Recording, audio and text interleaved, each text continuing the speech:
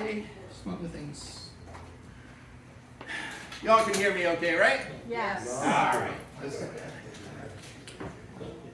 If the brave were to be perfectly honest, they would tell you just how afraid they actually are, but we are a species of make-believe who are hard and hides our hearts. We hide from mistakes. We gather in groups. We choose who belongs and who will be strung up on a cross to answer for our sins as we once again escape the blame for them.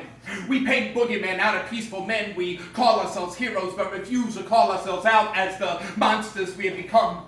We have failed the heavens and escaped the highest sense of consciousness to satisfy shallow egos, feed myth, and feel accepted by who detested us yesterday. Yes, the brave are afraid, hiding behind God when they should be hiding from God's followers, wearing intolerance as a badge of honor, an anthem played by pipers, a leadership made by serpents, a hatred birthed by abandonment, a people plagued with sadness, trapped in tiny screams, dreaming of a life not actually happening, a life keeping us from living, hopeless, helpless. People that are alone have chose to remain alone after numerous failed attempts to reach out and connect, only for others to disconnect. Sorry. Use the mic so you hear in the back.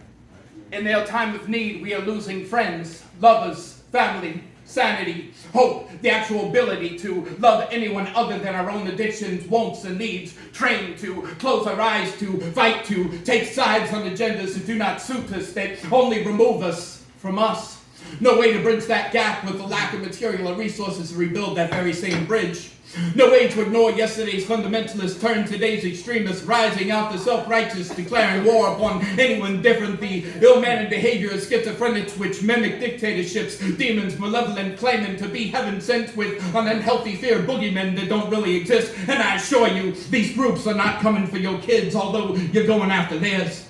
In truth, the worst is watching many pretending to care, many pretending not to be scared. Fear should not produce hatred.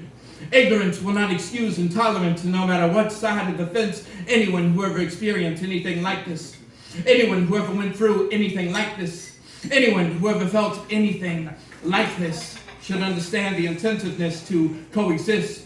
A society that sometimes seems to run off the destruction of its own people.